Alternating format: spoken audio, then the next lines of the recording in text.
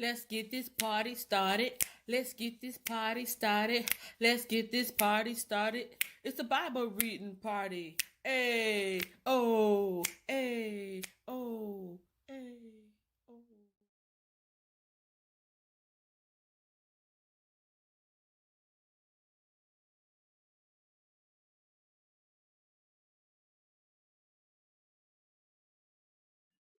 Good morning, good morning. I need to paint that wall so badly. All right.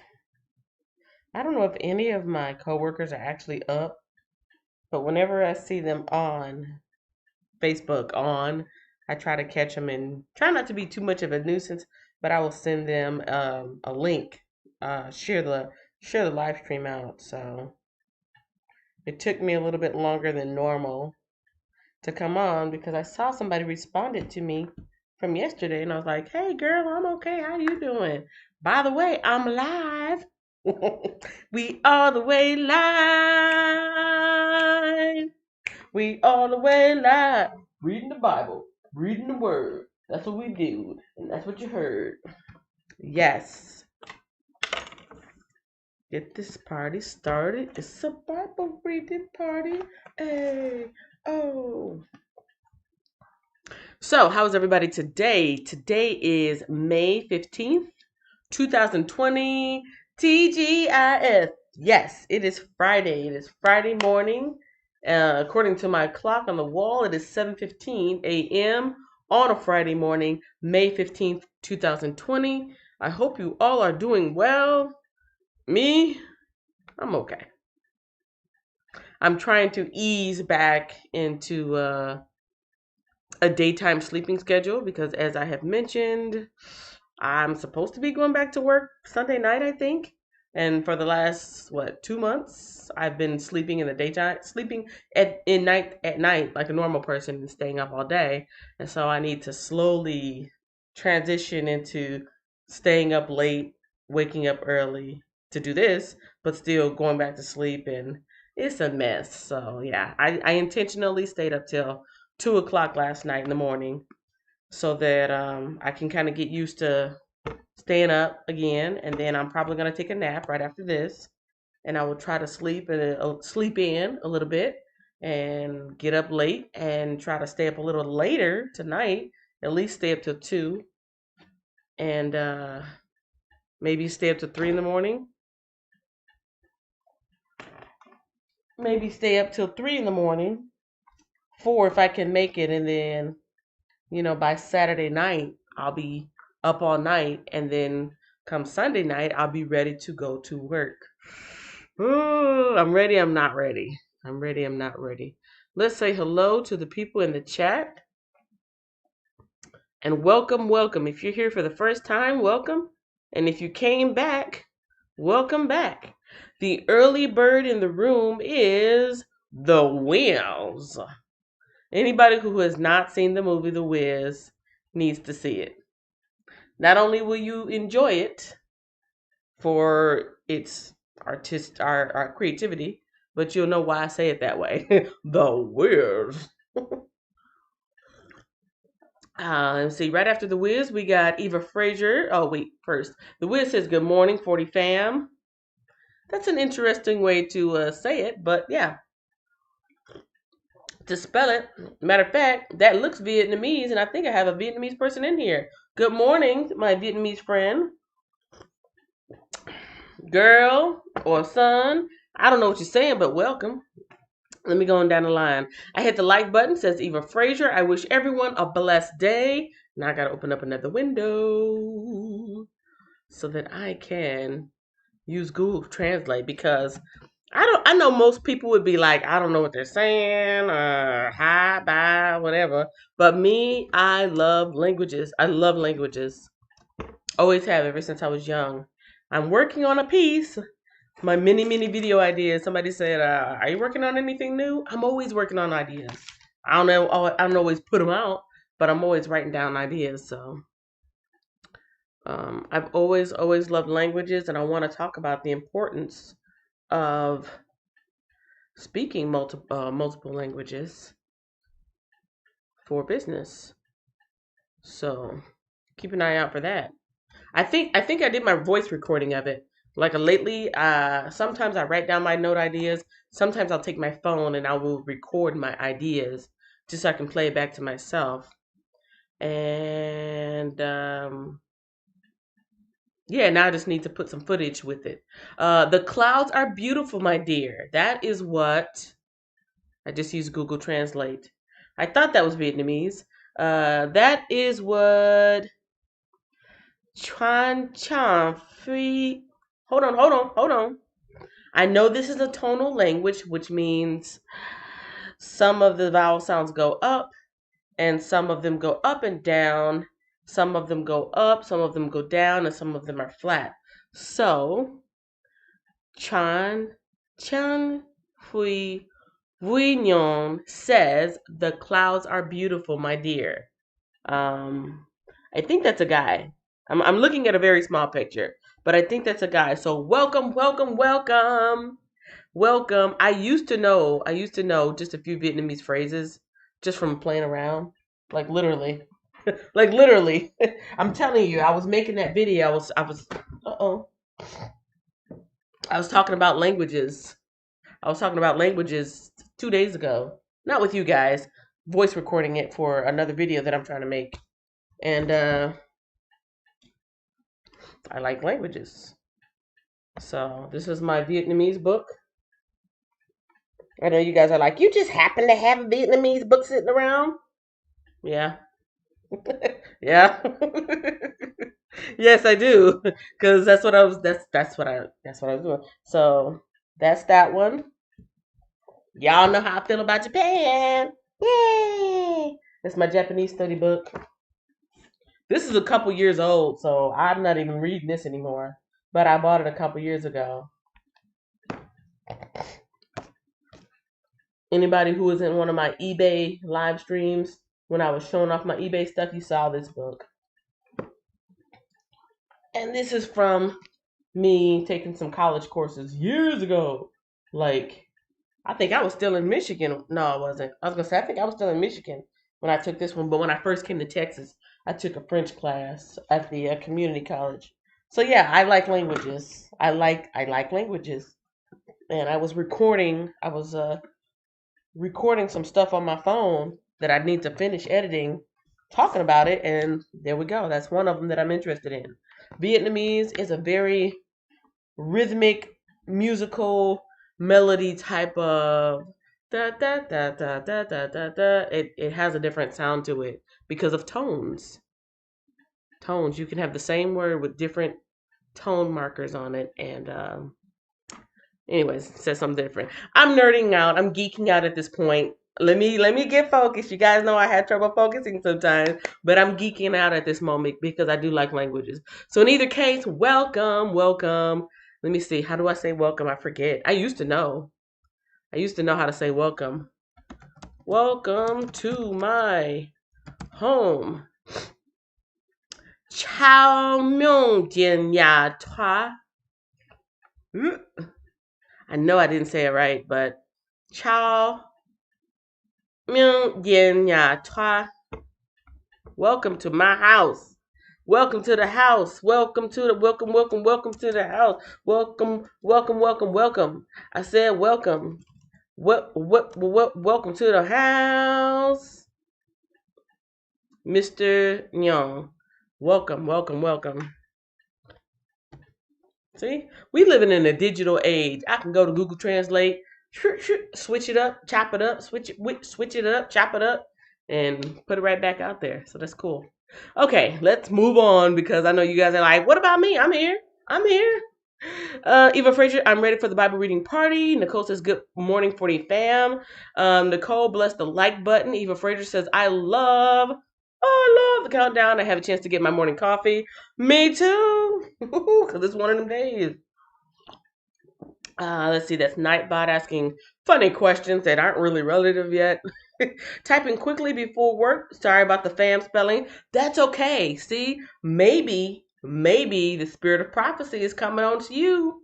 Lord, you know I'm playing, but I'm not really playing because, like, what? Literally two lines later, somebody speaking that language came on. So It could be a sign.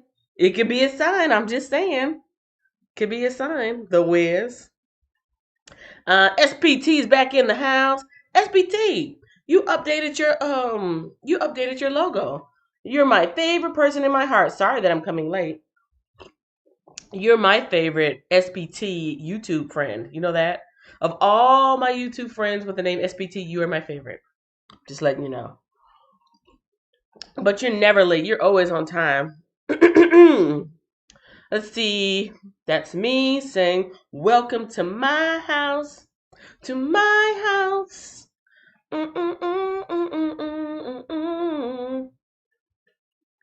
Erica, I did say your name earlier, didn't I? I said good morning, everyone. Maybe I didn't. I think I skipped over you. I'm sorry if I did. Erica Renee Vlogs in the house says good morning, gave me a heart. That was my first heart. Well, my first red heart. Then I got Nicole, good morning, 40 fam. Bless the like button. That was the Wiz saying sorry. No need to be sorry. That was SPT official in the house. Hello all friends, giving a heart. And Erica Benet Vlog says, I'm on my second cup again. I just want to make it to the end of this cup before it gets cold because I get so hot. I don't know about you, but I get so hot with this light on, and I turn on the fan, which makes my nose start acting up. So I try to drink the coffee to keep my heat right. I don't want my body to be cold, but I don't want my coffee to be hot. I don't want my body to be hot, but I don't want my coffee to be cold. I'll put it that way. Yes, I'm using a recycled yogurt top, a recycled yogurt container, trying to keep that heat in there. So yes, good morning, good morning, good morning. Let's get this party started. Let's get this party started. It's a Bible reading party. Get this party started. Hey, oh, let me do a screen share for y'all. This is where we're at. We are in the book of Samuel. Today we're reading chapters 7, 8, and 9 because it's Friday. And that is what my guide says that I should be reading is 7, 8, and 9. Hey, where'd my phone go? I want to have my phone beside me so I can read the chat if I need to.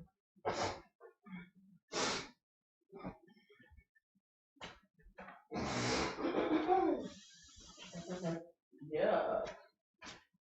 Disgusting. All right. So I can kind of see what's going on. All right. All right. So we are on Samuel 7, 8, and 9, according to my guide here. Yes, it is showing up on my phone. So whatever you guys see now, I can see. And let me do a quick review. Let's see. I'm not going to read this entire paragraph, but I am going to talk about Samuel leading the Israel as a prophet, which means somebody who speaks for God, and a judge. Let's see. Despite warnings, the Israelites had asked for a king like those of other nations. God honored their demand. Saul's refusal to follow God faithfully. Saul, not Samuel. Saul's refusal to follow God faithfully led to a tragic reign. Samuel, remember good old Samuel, that little boy, baby boy dedicated at the temple, delivered the news that God had taken the kingdom from Saul. And after returning home, Samuel did not go see Saul again. Although God had rejected Saul as a consequence of his disobedience, Saul would remain in power until his death. And here are the checkpoints for this week. The greatest gift, I believe, was the gift of prophecy that we talked about maybe Tuesday. A voice in the night. Miss Nicole mentioned that. I overlooked it. I forgot all about that. But she said, I think we hit a checkpoint. And she said it just like that. So that was yesterday. And now donkeys on the loose, prophet's advice, and a disobedient sacrifice. So we got today, tomorrow, and Sunday to hit these checkpoints. I hope you guys are paying attention. And I hope you guys let me know when I hit it. This is the cover of this little guide that I'm using in case anybody's interested. It's a real physical book, but I just got the downloaded version on my Kindle. And that's how I'm pacing myself. I follow the little chapters that it says to read, and that's how it's getting me through the Bible in a year. The title is A Woman's Guide to Reading the Bible in a Year. A life-changing journey into the heart of God. I'm pretty sure anybody can read this and it will serve your needs. Don't have to be a woman. But then again, it's probably a man's guide to reading the Bible in a year too. Just look it up. You can Google it. You can go to the Kindle library, go to Amazon, and see if you can find a guide yourself. I could have just read the Bible on my own, but I kind of wanted, I wanted something that would really keep me in track, that would, so I wouldn't have any excuses. I wanted to make sure that I had a guide, because sometimes it's helpful. Sometimes it's helpful to just have something to go off of. I could have just been like, I'm going to read the Bible front to back, and that would have been cool too. But this is my Bible. This is the Bible I'm using. I have other Bibles. I'm Vanna Black right now. That's a game show reference for people who have not been raised in the United States. Vanna White was one of the associate producers and helpers on a show called Wheel of Fortune, in which you had to guess letters that made up a name or a sentence to a pop culture phrase. She was known for her lovely gowns and dresses, and she would use this movement with her hand to show the people the letters. Because I say that because I know not everybody knows that reference. You cannot assume nowadays. We're in a global we're in a global society, y'all. We are in a global society, and not everybody has seen the same thing. So do my Vanna White impression, but of course, with my brown skin, I am Vanna Black. Do do do do. Okay, so this is my Bible. This is the New Believer's Bible, compact version, new Living Translation, which has a different sound to it than, let's say, the King James Classic Version. These are some older, old-fashioned sounding, more ancient sounding phrasing and text. This is a modern read, and it reads pretty much straight through like something off of the shelf from today. So that's what I'm reading. The link to this is in the description. The link to this dictionary is in the description. I don't always use this dictionary, but when I do, it's pretty helpful. I almost felt like the Dos Equis man. I don't always read the Bible, but when I do, I use my Bible dictionary. Oh, Kenya. Okay, so let's see. We are in 7, 8, and 9. We're in the Old Testament, everybody, in case you didn't know or you forgot. We're in the Old Testament. We're in 1 Samuel. I'm looking up at the screen because it's on my screen. I know you guys are like, what she keep looking at us for? Because everything I need, almost everything, is on the screen, and I need to make sure I'm right. So today is 7, 8, and 9, which means yesterday was 4, 5, and 6, right? At this point, I'm just going to do a recap, which means I'm going to hit some of the highlights that I read yesterday, and then I'm going to mosey on into today. Moses. I wonder, does Mosey come from Moses? I'm just going to mosey on. I'm here in Texas, and cowboy talk. Yep, let's just mosey on. Mosey, meaning to move on or to get going. Kind of like Moses did those 40 years in the wilderness, leading the nation of Israel. Wow. Mosey. I'm gonna look that up. I'm gonna look that up. I'm geeking out over here, you guys. I got my language books in the back. And defining random words and phrases on the fly. All right, this is what happened yesterday. The Philistines, remember, the nation of Israel went into war with the Philistines. They weren't doing too well, so they said, hey, I got a great idea. Let's take the Ark of the Covenant. You know that thing that's supposed to stay over here? Let's take the Ark of the Covenant into battle like a lucky charm, and it'll help us out. And it did it. And the Philistines actually defeated the Israelites. Ended up killing, what was it, 4,000 men? Yes, they defeated Israel, killing 4,000 men. That's a lot. That's a lot. They killed 4,000 men and captured the Ark of the Covenant, or as they call it here, the Ark of the Covenant of the Lord. It actually has like a couple different names. I'm learning that as I read it in different books. It's the Ark of Testimonies, the Ark of the Covenant, the Ark of something, and we found that out also. yesterday with this Bible dictionary. But yeah, they captured it. Let's see. Oh yeah, the Philistines fought desperately. Israel was defeated again, 30,000 men. See, they lost 4,000 men that first time. That's when they came up with this wise idea, bright idea to take the ark into war. That's when they end up losing 30,000 men. The death of Eli came when he found out that his two sons, just like the prophecy predicted, his two sons died on the same day. His daughter-in-law, the wife of one of the sons, she went into labor, gave birth to a son, and she ended up dying in childbirth. She named that boy Ichabod. Ichabod. And then Eli died, fell back, and broke his neck because the loss of his two sons and the loss of the ark. In chapter 5, the ark was cutting up.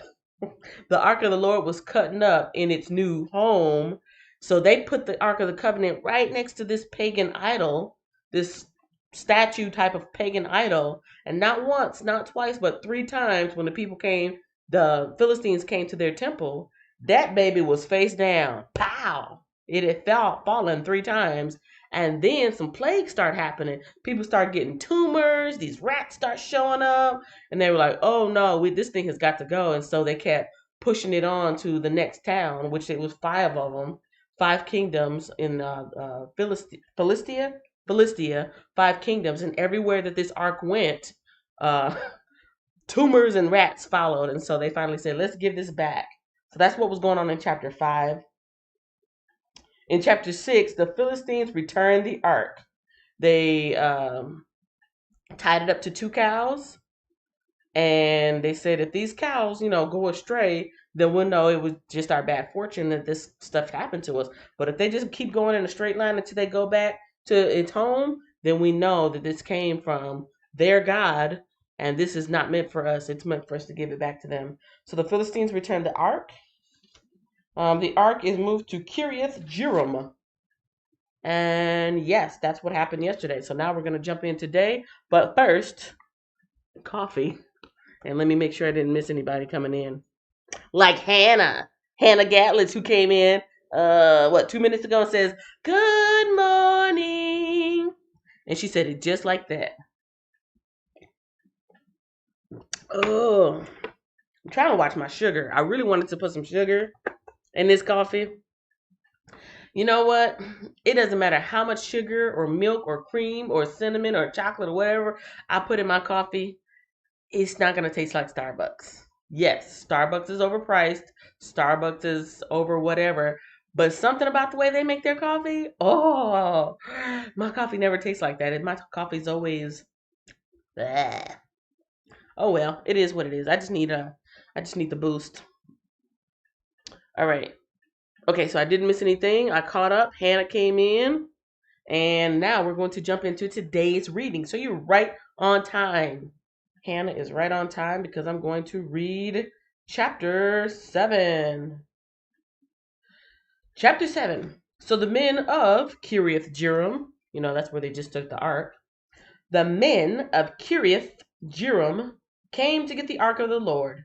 They took it to the hillside home of Abinadab and ordered Eleazar, his son, to be in charge of it. The ark remained in Kiriath Jearim for a long time, 20 years in all. During that time, all Israel mourned because it seemed the Lord had abandoned them. In verse 3, it says Samuel leads Israel to victory. Verse 3. Then Samuel said to all the people of Israel, if you're really serious about wanting to return to the Lord, get rid of your foreign gods and your images of Ashtoreth. Determined to obey only the Lord, then he will rescue you from the Philistines. So the Israelites got rid of their images of Baal and Ashtoreth and worshipped only the Lord. And I think we actually talked about Ashtoreth and Baal maybe 2 weeks ago. Maybe I'll hit that heading up in here again just to remind everybody. But these were, excuse me, it's that time again.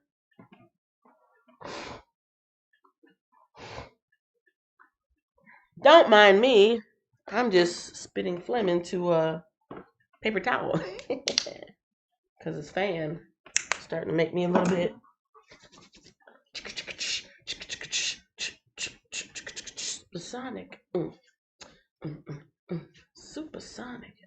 Anyways, the fan is making me a little congested, so pardon me. What was I saying? Ashtoreth. So Baal and Ashtoreth. There were Asherah poles. I think I showed an image of that a couple weeks ago. There were like literal carvings of poles that were stuck into the ground, and these were part of the pagan worship. And also Baal, which was another god that sacrifices were made to. And I think last week was that Gideon or one of Gideon's sons, or no, that was Jace, just somebody's name begins with the J. Remember, they actually went to these Asherah poles and pulled them down and put up an altar of the Lord instead and challenged the people. If this God is real, let him strike me down instead of you. So that's what's going on with those Asherah poles and Baal. They're pagan gods, they're pagan altars. And the nation of Israel has been well versed in how to worship the Lord, how to avoid these idols, how to stay true in their faith, but yet and still they keep backsliding to some ways. And that's what Samuel was saying. Samuel was like, if you want the Lord to, shine his grace upon you again, how about let's get rid of these pagan idols and actually worship God? So that's what's going on in verse 3. And I'm going to start from 3 and I'm going to try my best to make it all the way through without too much commentary, blah, blah, blah, blah, blah. Then Samuel said to all the people of Israel, this is still verse 3, if you are really serious about wanting to return to the Lord, get rid of your foreign gods and your images of Ashtoreth.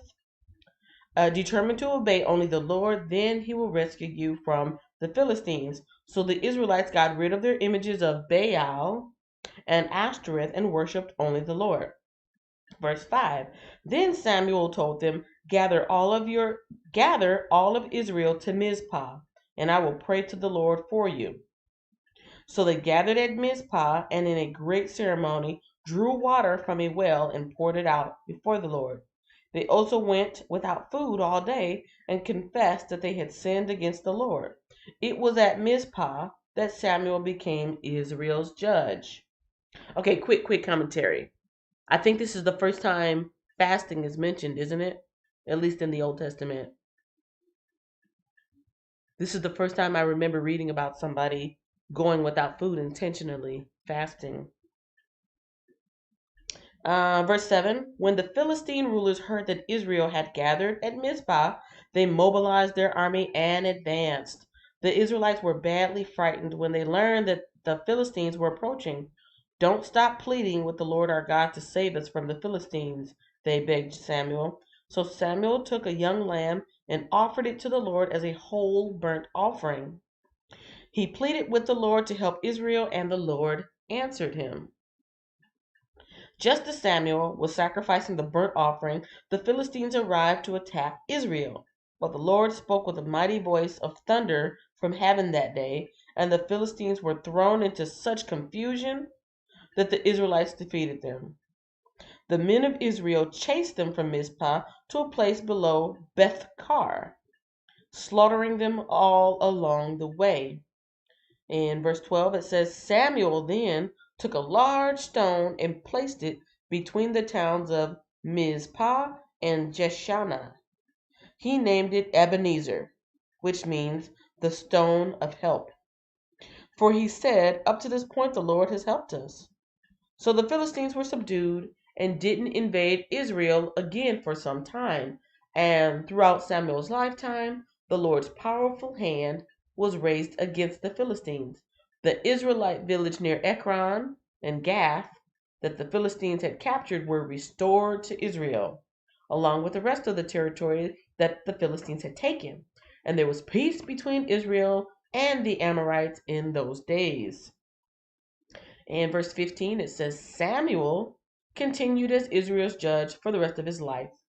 Each year he traveled around setting up his court, first at Bethel, then at Gilgal, and then at Mizpah. He judged the people of Israel at each of these places. Then he would return to his home at Ramah, and he would hear cases there too. And Samuel built an altar to the Lord at Ramah. Okay, now I got a question and a commentary. Well, actually, two questions. Ebenezer, I mentioned this yesterday, right? Ebenezer, as in Ebenezer Scrooge, as in Ebenezer Scrooge from A Christmas Story, right? Is it a Christmas Story? Whatever it is. You know what I'm talking about. Ebenezer Scrooge. He was visited by the spirits of Christmas past, Christmas present, and Christmas future. I wonder why the author chose the name Ebenezer. So I'm looking back down and it says Ebenezer means the stone of help. For up to this point, the Lord has helped us. Ebenezer was a rich man in that fairy tale, right? And he had the power and help. He had the ability to help people, but he was such a Scrooge with his money that he didn't want to help people. And, those spirits came to show him, hey, you've got this ability to help people. This is what will happen if you do help. This is what will happen if you don't help. And, he ended up changing his ways. So I just think that's interesting when I see today's use of yesterday's information, yesterday's names, yesterday's heroes, yesterday's stories. When I see it remixed and refreshed, it always makes me curious. And then my second thing is Samuel. So Samuel became a judge, and from what we learned in the dictionary, judges were mostly military heroes. But I'm thinking at some point they probably did kind of help sort out issues, right? So not only is he a leader, but he's a leader and like a literal judge, helping people to um, come to peace with their what do you call it? Um, a litigator, litigator, mitigator. Anyways, an actual judge. But here's something interesting, at least to my nerdy brain. Samuel continued, I'm reading in verse 15. Samuel continued as Israel's judge for the rest of his life. Each year, he traveled around, setting up his court, first at Bethel, then at Gilgal, and then at Mizpah, yada, yada, yada. Isn't that something that here in the United States, doesn't something about our the legislative system. Um, Correct me if I'm wrong, but the people that work, the politicians that work in Washington, they're supposed to, they basically have two residences, right? I hope somebody, I'm not trying to make it political, but I know what I'm trying to say. I'm trying to make a connection here. The people who work in Washington, they spend part of their year in that part of the country, but then they go somewhere else and do something somewhere else. If y'all know what I'm talking about, let me know in the chat. I know what I'm trying to say. I just cannot articulate it right now. And if somebody's watching this on the replay, uh, hopefully you know what I'm trying to say and you can give me the correct terminology of it. But that's what this is reminding me of. Samuel continued to judge Israel, and he traveled around each year. So he's setting up camp here, and he's going here, and he's going here, and he's kind of like spreading himself out to the different people instead of staying in one place. So that's what that reminded me of. Ebenezer Scrooge, and here in the United States, they live. What is it? I'm gonna look that up real quick because that's gonna bug me. In the meantime, you all talk amongst yourselves. I know what I'm trying to say. I just can't say it the proper way.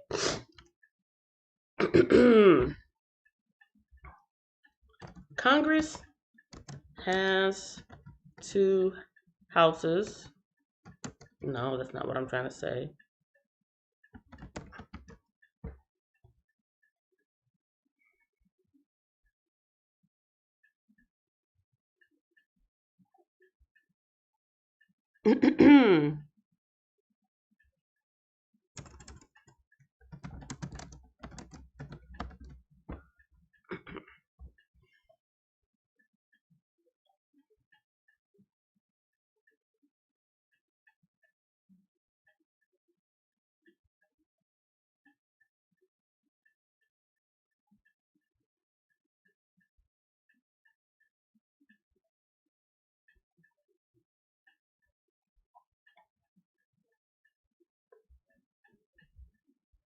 If I can't find it in like the next 30 seconds, I'm just gonna leave it alone because I know what I'm saying, and I'm just wondering if the practices that we have now have something to do with this Bible verse.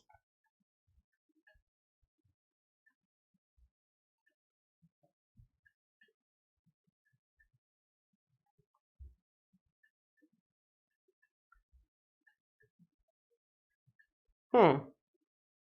Okay, so there are different representatives, obviously, from different states. Each of those states in the United States, they actually live and come from those different states, but during a certain period of time, they do have to reside and live and work in Washington, D.C. while they're in term. I'm trying to skim through this as quickly as I can so I don't take up too much time. Um,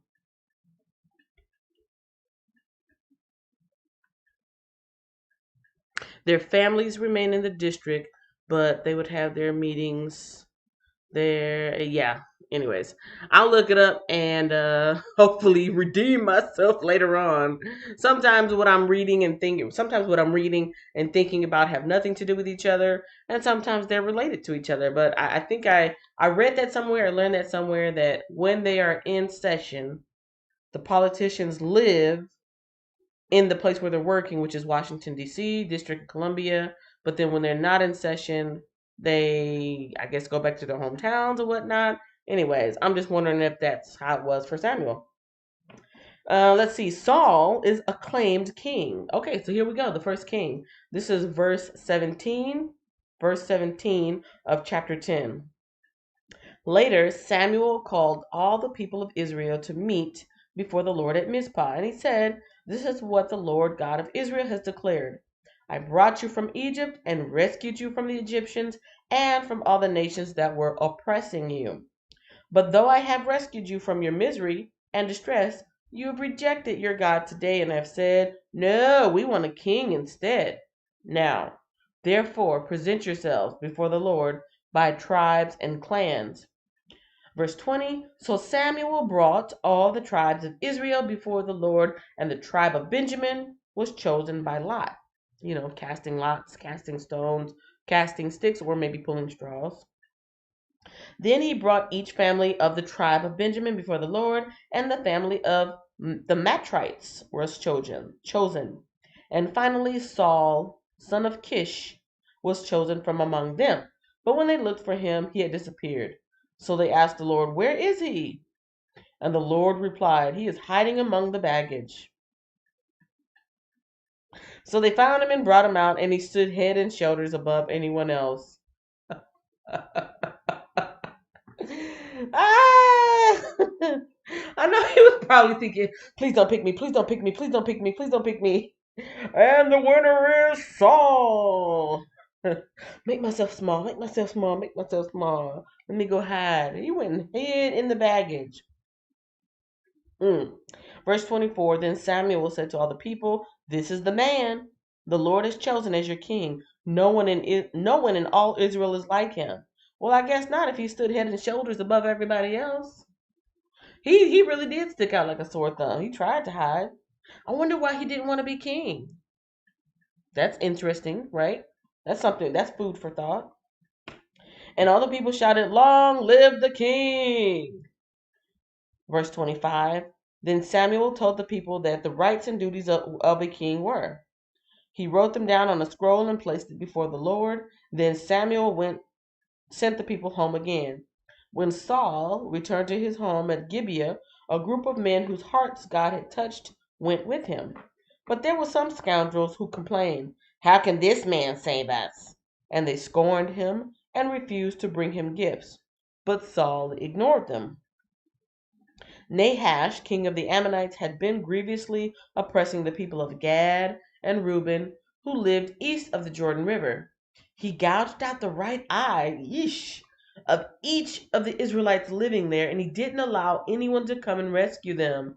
Oh my goodness. In fact, of all of the Israelites east of the Jordan, there wasn't a single one whose right eye Nahash had not gouged out.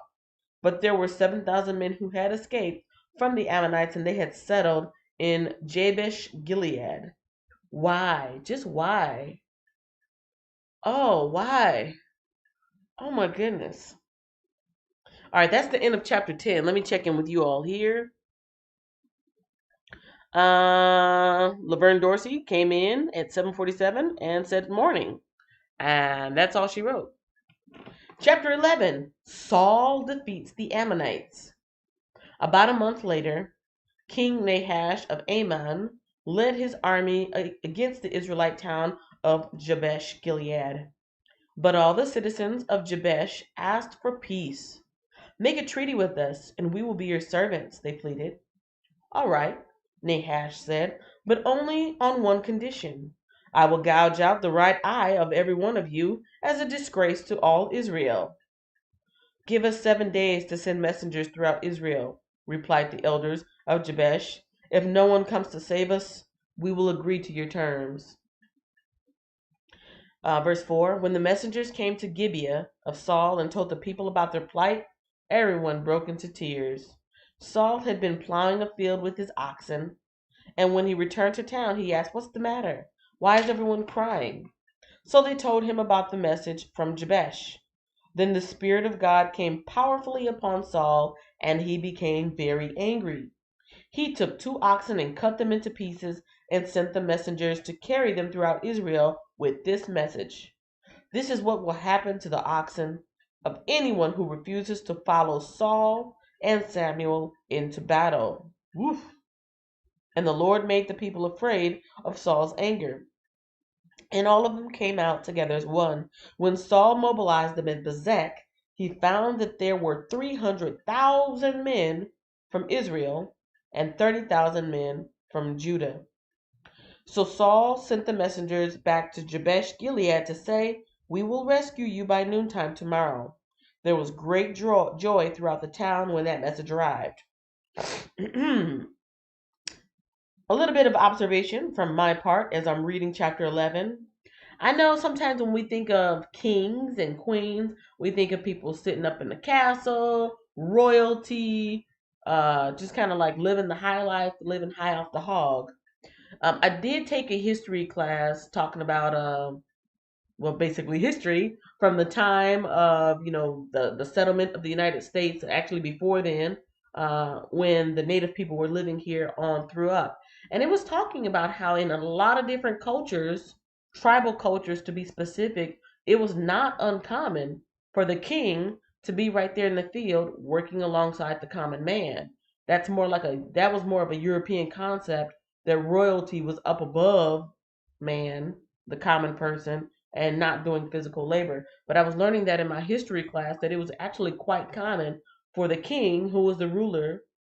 He was the ruler, but he was pretty much on the same level as everybody else. He wasn't considered better than.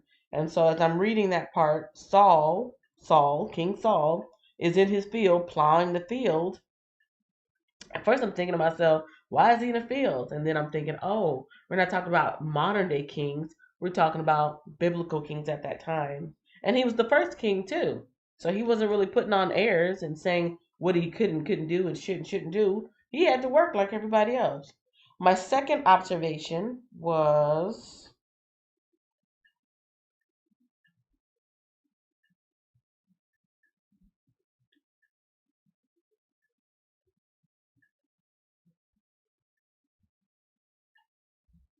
oh, I missed it. Oh yeah, this is my second observation. I guess it was customary to take something or somebody and cut it up into pieces and send it out as a message. Because remember I think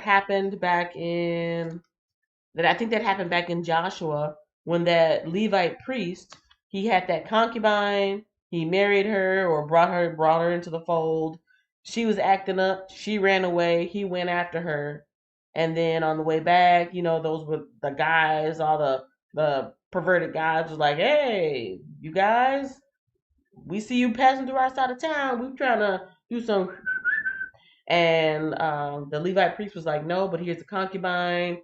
They violated her. And as a sign, he chopped up her body and sent it out. Chopped her body up into 12 pieces and sent her out to the Israelites, each one of those tribes, as a message. So anyways, that's just an observation from me that's a thing that they do. The woman, and here this oxen. And that's what it says here in, hold on. That's in verse 7, chapter 11, verse 7. He took 2 oxen and cut them into pieces and sent the messengers to carry them throughout Israel with this message. Oh, yeah. And my third observation is, this is verse 8, chapter 11, verse 8. When Saul mobilized all these people at Bezek, he found that there were 300,000 men from Israel and 30,000 men from Judah.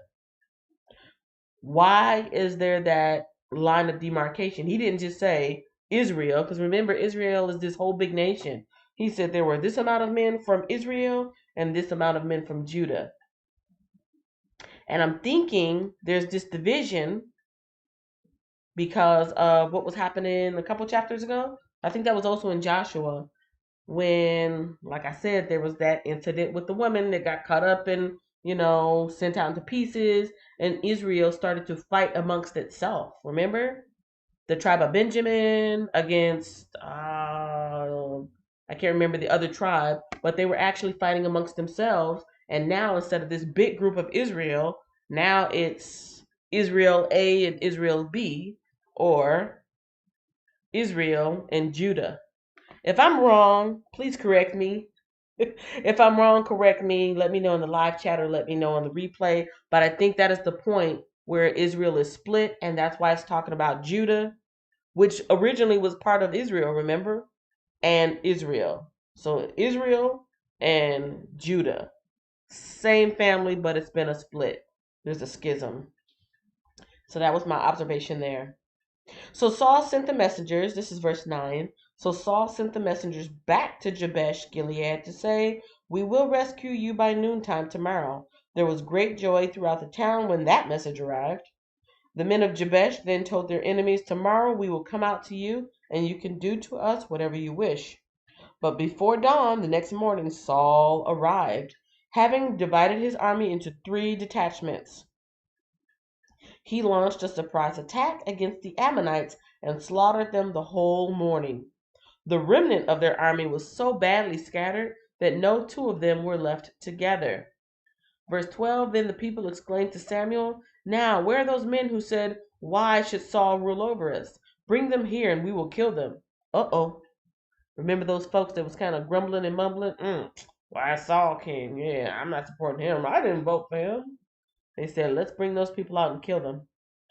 But Saul replied, "No one will be executed today, for today the Lord has rescued Israel." Then Samuel said to the people, "Come, let us all go to Gilgal to renew the kingdom." So they all went to Gilgal, and in a solemn ceremony before the Lord, they made Saul king. Then they offered peace offerings to the Lord, and Saul and all the Israelites were filled with joy. Uh-oh. Wait a minute. Am I reading too much? I think I just kept reading and kept reading and kept reading. Oh my goodness. You guys, I think I read too much. I feel like the Energizer Bunny. This coffee got me going, going, going. I done read 2 days worth. Why did you guys stop me? First chapter, let me see. Week 20. Oh yeah, I just read tomorrow's. Wow, how did I do that? I guess because those chapters were so short. Oh man. 7, 8, and 9. No, I know what I did. I think I skipped a page. What is going on?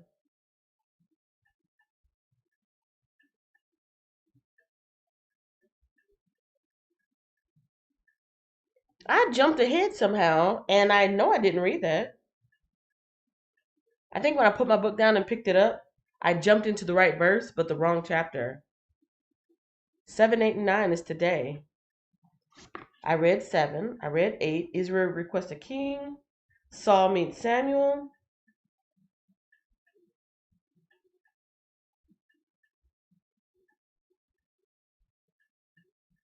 This is so weird. I completely skipped over chapter 8 and 9, and it somehow ended up in 10.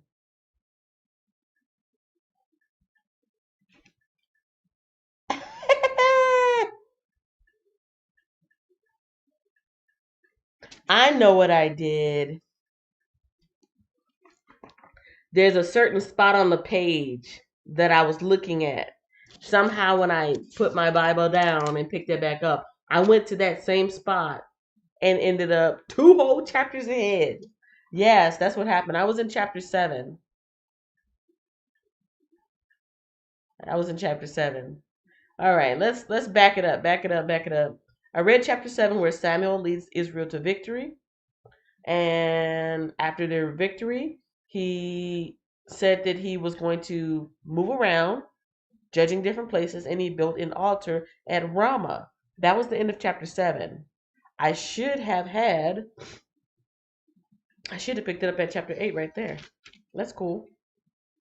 I went from Israel requests a king to Saul is acclaimed king. At least I didn't move too far off. Let me see my time.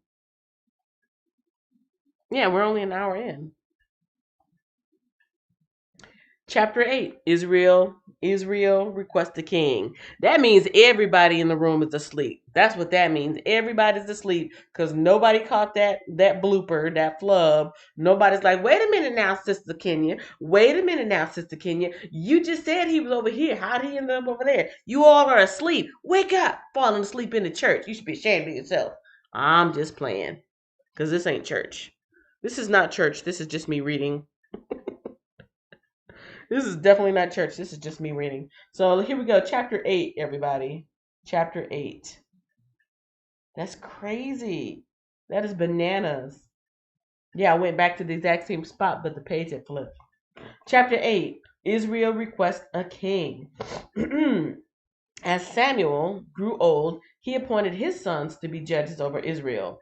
And his sons were Joel and Abijah. His oldest sons held court in Beersheba. But they were not like their father, for they were greedy for money. They accepted bribes and perverted justice. Oh no, that's the same thing pretty much that Eli's son was doing. Finally, all the elders of Israel met at Ramah to discuss the matter with Samuel. Look, they told him, you're now old and your sons are not like you. Give us a king to judge us, like all the other nations have. Samuel was displeased with their request and went to the Lord for guidance. Do everything they say to you, the Lord replied, for it is me they are rejecting, not you. They don't want me to be their king any longer. Ever since I brought them from Egypt, they have continually abandoned me and followed other gods. And now they are giving you the same treatment. Do as they ask, but solemnly warn them about the way a king will reign over them. Chapter 8, verse 10. Samuel warns against a kingdom.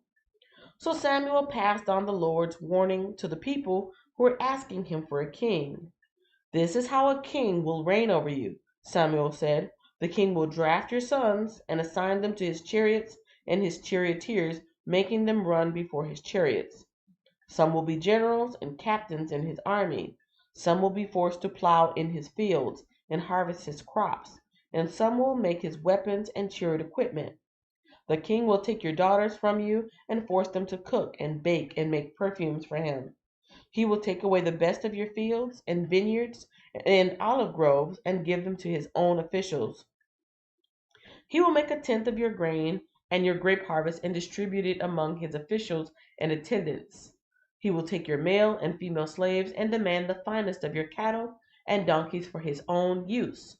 He will demand a tenth of your flock, and you will be his slaves. When that day comes, you will beg for relief from this king you are demanding, but then the Lord will not help you.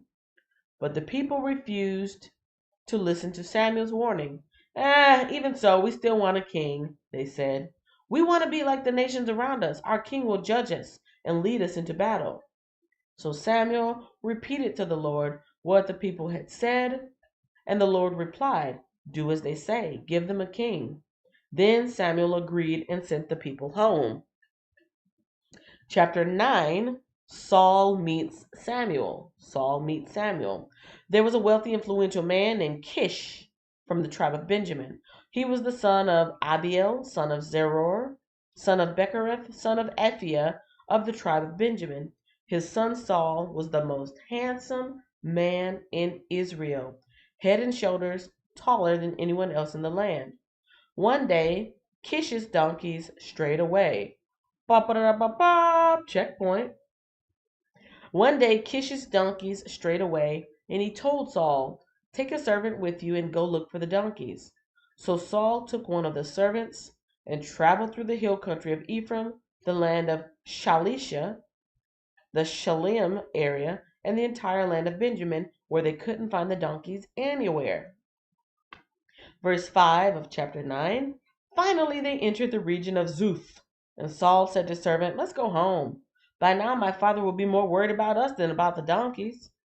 But the servant said, "I've just thought of something. There is a man of God who lives here in this town. He is held in high honor by all the people because everything he says comes true. Let's go find him. Perhaps he can tell us which way to go." "But we don't have anything to offer him," Saul replied. "Even our food is gone, and we don't have a thing to give him."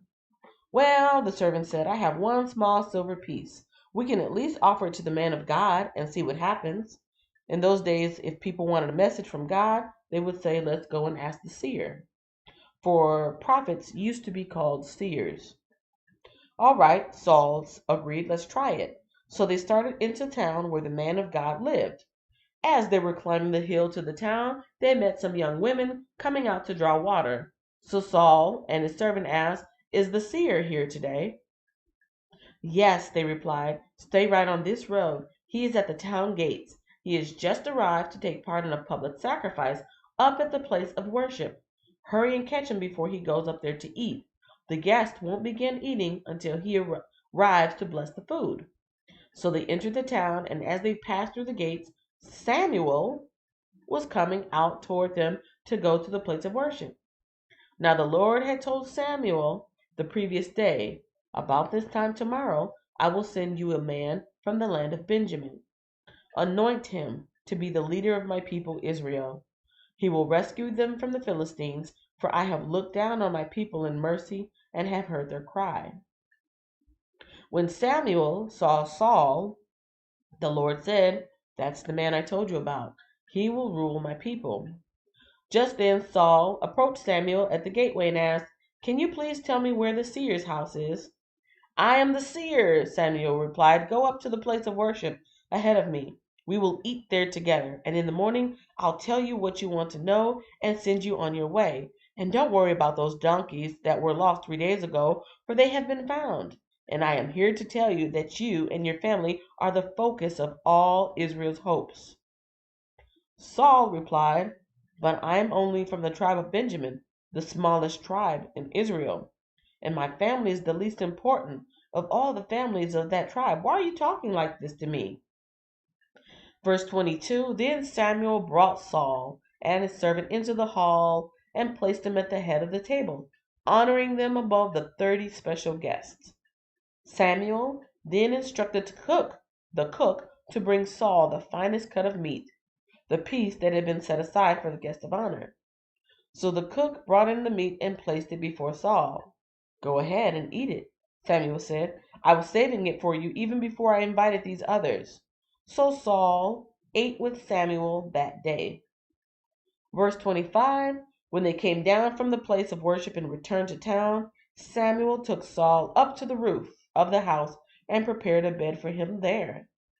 At daybreak the next morning, Samuel called to Saul, "Get up, it's time you were on your way." So Saul got ready, and he and Samuel left the house together. When they reached the edge of town, Samuel told Saul to send his servant on ahead. After the servant was gone, Samuel said, "Stay here, for I have received a special message for you from God." That is 7, 8, and 9, ladies and gentlemen. That is 7, 8, and 9. All right. Hello, my best friend. How are you today? You remember me? Oil palm harvester. Oil palm harvester. Hello. Hello. Respond to me, please. Yes, I see you. I see you now. I had to finish reading my chapter. Hello, how are you today? I sent you an email and you sent me an email back. I just saw that. So I'm going to be talking to you soon. Welcome, welcome, welcome. Welcome, welcome. Hey, everybody, it's the hardest working man in the room, oil palm harvester. The hardest working man is in the room right now. Welcome, welcome, welcome. Yes, I'm just doing my Bible reading, my daily Bible reading. How are you doing today? You're probably the only person awake right now. I think everybody else fell asleep. I ended up turning the wrong page in my Bible, and I was reading the whole wrong chapter for tomorrow, and nobody stopped me. But it's okay. It was a preview of things to come. Yeah. Yes, I do remember you. I definitely remember you. What was I going to read?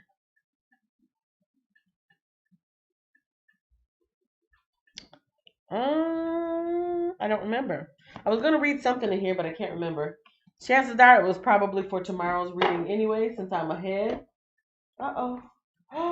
I thought that was I thought that was some postage for something I was supposed to send off. Got scared for a second.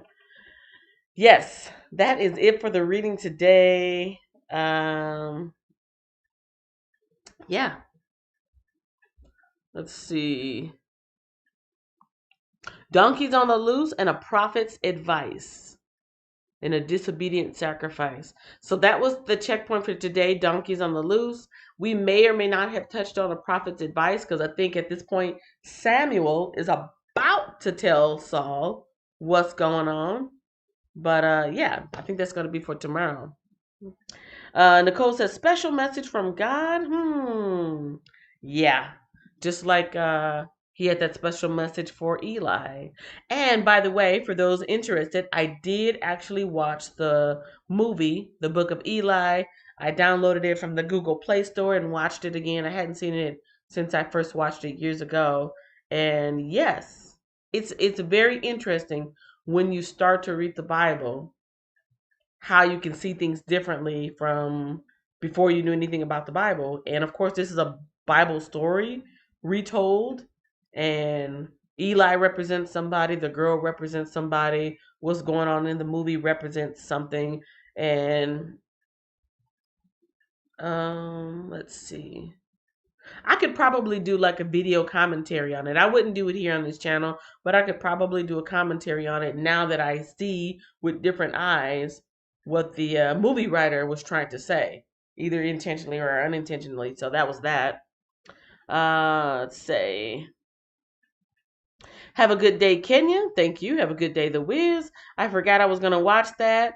Yeah, I just finished it. It took me 2 days to watch it because I'm so busy that I kind of watched a little bit and did some stuff and finished watching it. But yeah, it was really interesting.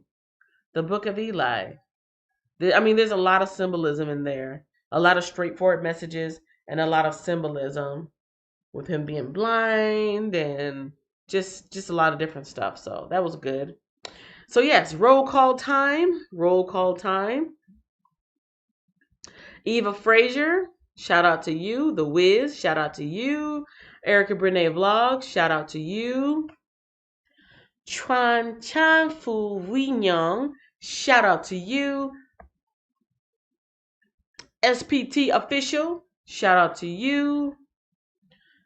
Hannah Gatledge, shout out to you. Laverne Dorsey, shout out to you. Oil Palm Harvester, shout out to you. And yeah, I didn't know what that movie was about. It was deep, too deep to process. I will watch it again also. Yeah, you should do that.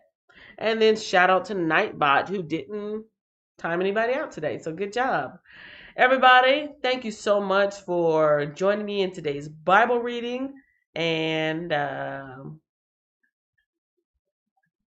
be here tomorrow morning doing the same thing. So, a quick prayer for everybody in the room and for those listening. This is the day that the Lord has made. Rejoice and be glad in it. I had to do that about 3 or 4 times just to get out of the bed because I was so tired. I was rolling over and over and over trying to catch a few more winks, trying to catch 40 more winks. And no, I had to say, rejoice, rejoice, rejoice. Like those old pistons in the motor.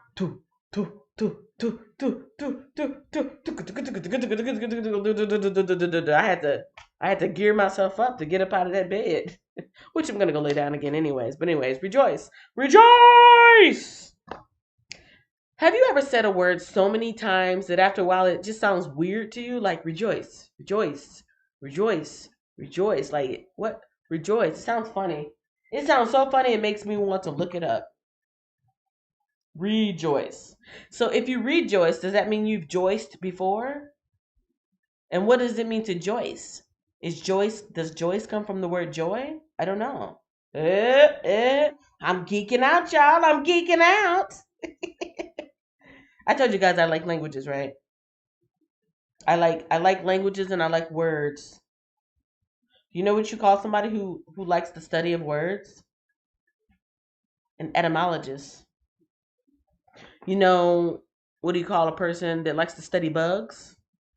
An entomologist.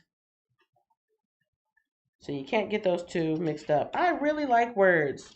Or you say, I love being an entomologist. And they'll be like, really? I like bugs too. What are you talking about? You said entomologist. I meant the other one. Rejoice is not in here. But that's okay. Even if it's not in my Bible dictionary, that's why I keep on hand. Phew, phew, phew, phew. My regular dictionary. I'm just curious. Kenya, you know you can Google that. Yeah, I know, but sometimes I like the smell of the paper, the feel of the pages between my fingertips. But yeah, have you ever wondered about that? If the word is rejoice, what does joyce mean? Re means to do something again, right? Renew, resuscitate, whatever. So what does rejoice mean? To joyce again, right? To redo something means to do it over.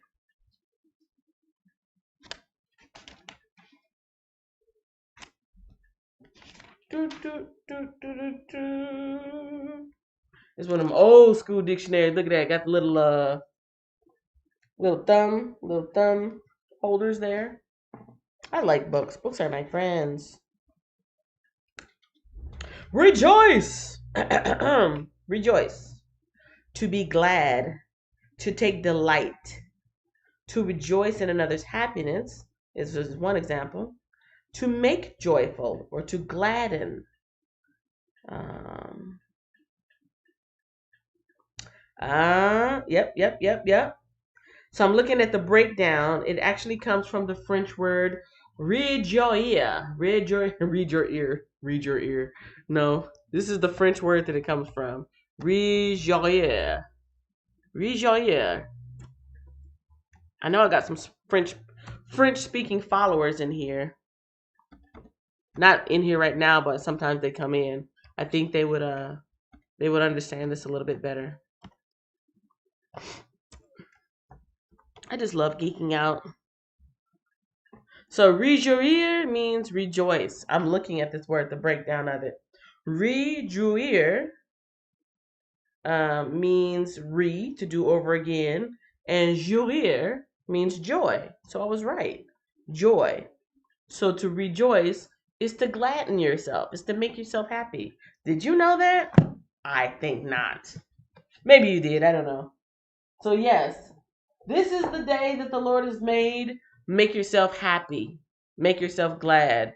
Bring joy into yourself. So that's what rejoice means. I was just curious. Sometimes we use the same words without really knowing what they mean because we learn words when we're little just from repeating what adults say. And we kind of know what it means, but how many people actually look up words that they use? Not very many, I don't think. Ladies and gentlemen, let's pray and get on out of here. I think half of y'all asleep anyways. Oh, Crafts by the Rose even came in. Man, I'm missing stuff. Rejoice. Nicole is ready to pray. Miss Tina came in and said hi. Enjoyed the Bible party. See you tomorrow. Amen. And then that's me at the end. Yes. Miss Tina, I'm actually on my way out, but thank you for stopping in. If you're interested in today's reading, I was reading 1 Samuel 7, 8, and 9, where, Israel is picking their first king. And I kind of skipped ahead by mistake because Saul was not trying to be king, but that's for tomorrow's story. But yeah, you can watch the replay to see how Israel got their first king, and Samuel the prophet is meeting Saul the future king, and they coming together and eating that meal together, and it was pretty cool. But right now, I'm actually going to pray and send everybody on their way because it is Friday. Yeah. Dear Lord, thank you for today. This is the day that the Lord has made. I will gladden myself, bring joy to myself, reconnect with my sense of joy, and be glad in it, because that's what that word means, now that I know. I am thankful for today, Lord. TGIF, TGIF. Lord, I thank you that it is Friday. I got through another week. I got through another day. I got through another night. I woke up. I was able to move my body and use my brain and think thoughts and move my mouth and speak words. And I was even able to come and read my Bible with my friends on my channel. And so I am thankful for that. The freedom just to be able to read my Bible without persecution, the comfort and safety of my home in my little green chair, and of course, the miracle of technology to be able to come on here and talk to other people in totally different places than me. Yeah, we're all in the same place right now, and we're all enjoying the word, learning it, and getting hopefully some understanding and some help from it. Lord bless everybody in the live chat, whatever their particular needs may be. Even for those people listening on the replay, be in their life and work with them and on them and answer their prayers as they are coming to you. My only prayer today, Lord, is that everybody listening has access to a Bible, can get access to a Bible, and that they will be inspired to read it on their own in whatever time that they have so they can come to their own understanding of what the word means for them, what you mean to them, and the type of relationship they can build with you. That is my prayer for today. Amen. And everybody have a great Friday. Have a great Friday. Yes, Crafts by the Rose. Crafts by the Rose. Hello, hello, hello. I got thrown off today. Oh. Mm. Mm.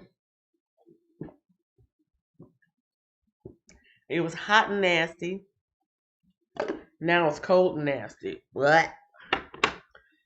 But I made it. I may put out something else today. I'm working on 3 or 4 different videos. I told you at the top of this video I'm working on something business related, the importance of speaking foreign languages. And so I might put that out today. So I need to edit that.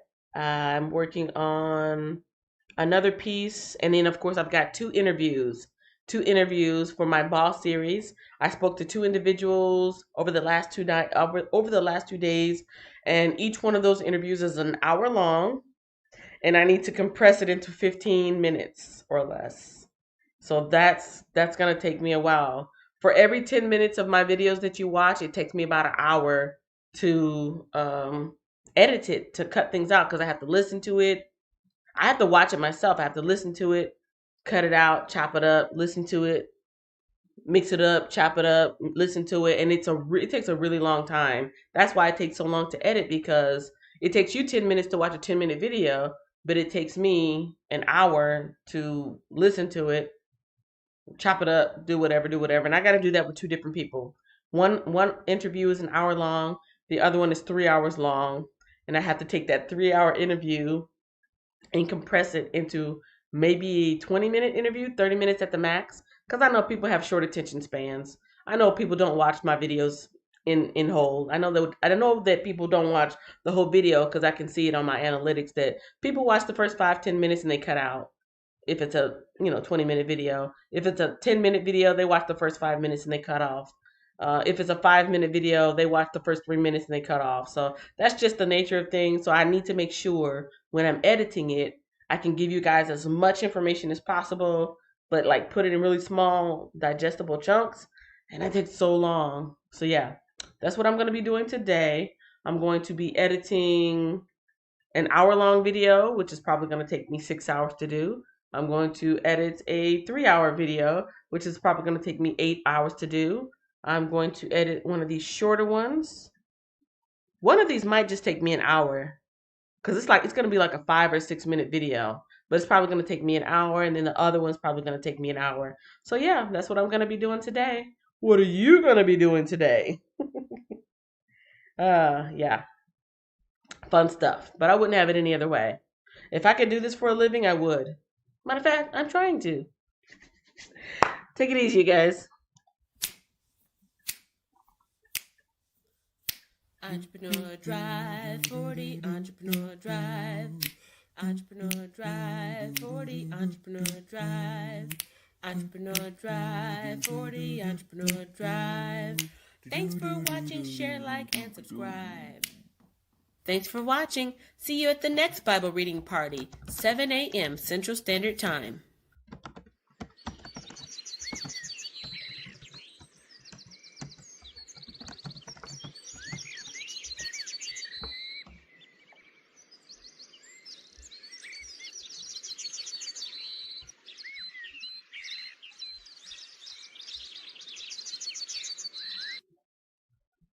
Yeah, I forgot about that part too. I started writing my book yesterday.